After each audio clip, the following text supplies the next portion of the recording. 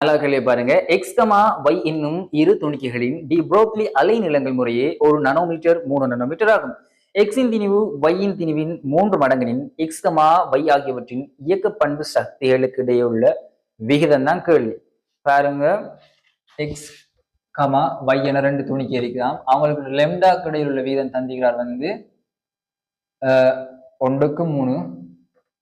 அதே போல அவங்களோட திணிவுகளுக்கு இடையில் உள்ள வீதம் தந்திக்கிறார் 3:1 தந்திக்கிறார். அது கேள்வி வந்து எங்கிட்ட அவங்களுக்கு இடையில் உள்ள இயக்கப்பாட்டு சக்திகளுக்கு இடையில் உள்ள விகிதம். உங்களுக்கு தெரியும் லெம்டா தந்திக்கிறார், எம் தந்திக்கிறார், இயக்கப்பாட்டு சக்தி கேட்கிறார். அப்ப தெரியாத எங்களுக்கு என்ன செய்யணும், இந்த சமன்பாடுல இந்த 3 பேரும் இருக்கணும், இந்த 2 கணியம் தெரிஞ்சிருக்கு. அப்ப தெரியாதவர் ஒரு அளவு கண்டுபிடிக்கணும். அப்ப இந்த 3 பேரும் உள்ளடங்குற மாதிரி ஒரு சமன்பாட்டை உருவாக்கணும். இது ஒன்று புதுசா கண்டுபிடிக்கிறே இல்லை. இது ஆல்ரெடி நிறைய தடவை வந்து கெமிஸ்ட்ரியில இந்த சமன்பாடு இது மாதிரி மாடல் கேள்வி வந்திருக்கு. அப்ப நிறைய பேர் இந்த சமன்பாடு லைட்டா சம்மரிய பாடம் வாங்கிட்டு இந்த எம்சிக்கு அப்ளை பண்ணிவிட்டு குயிக்கா போயிருங்க. எங்களுக்கு நோக்கம் இது எம்சிக்கு மார்க்ஸ் தான் டார்கெட் செஞ்சு ஃபைனல்ல. அப்ப இது எங்களுக்கு தெரியுமென்று எம்சிக்குள்ள மெனக்கட்டு அதை செஞ்சுக்கிட்டு டைம் வேஸ்ட் பண்ணி இருக்க அப்படி வரையிலண்டா மட்டும்தான் போட்டு எடுத்து இருக்கணும். அப்ப இதுக்கு இதை மாதிரி கொஞ்சம் சமன்பாடு கெமிஸ்ட்ரி இருக்கு. அப்ப அதில் சம்மரியில நீங்க எடுத்து வச்சீங்கன்னா ஈஸியா குயிக்கா அப்ளை பண்ணி போகலாம் முடியல.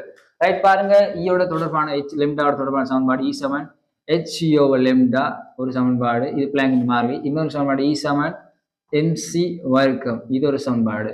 இது பிளாங்கின் சமன்பாடு, இது ஐன்ஸ்டீன் சமன்பாடு. இது என்ன சொல்லுது, திணிவு அழிந்த வீதம் வந்து அதோட வர்க்கம் வந்து சக்திக்கு சமனாயிருக்கும். அதே போல HCO லெம்டாவும் சக்திக்கு சமமாக இருக்கும். அப்ப இரண்டும் சமன், 1:2.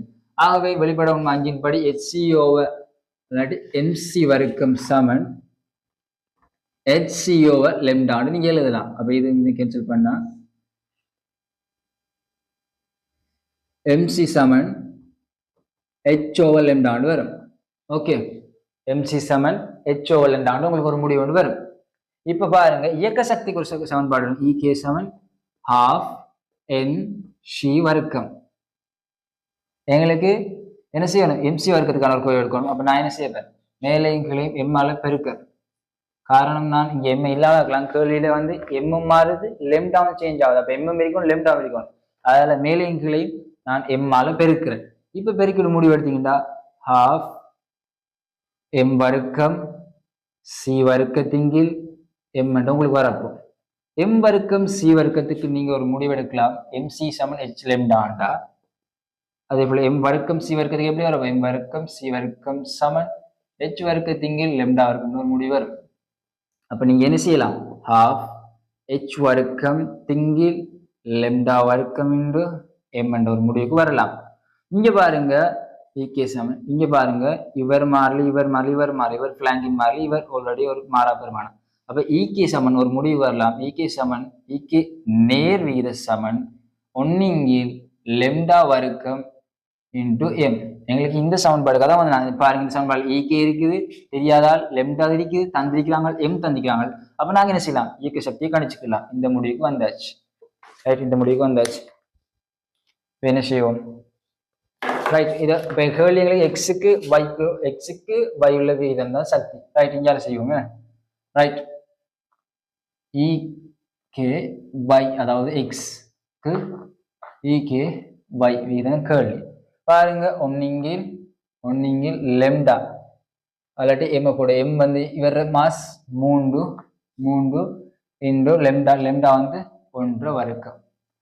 அதே போல அவர் வையின்டே பாருங்க 1 M வந்து அவர திணிவு வையின்ற திணிவு M வந்து 1. அதே போல அவர் அலைநீளம் வந்து 3 வர்க்கமா இருக்கப்போ.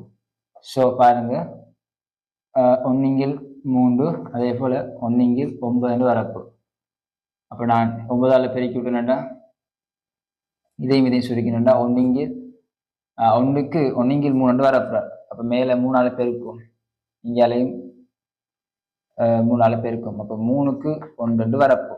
இந்த மாதிரி முடிவு எடுத்துக்கலாம். இவ்வளவு நேரம் போக தேவையில்லை. முடிவு தெரிஞ்சிச்சுன்னா போட்டு அப்ளை பண்ணிட்டு நீங்க குயிக்கா வந்திக்கலாம். ஓகே, பாய்.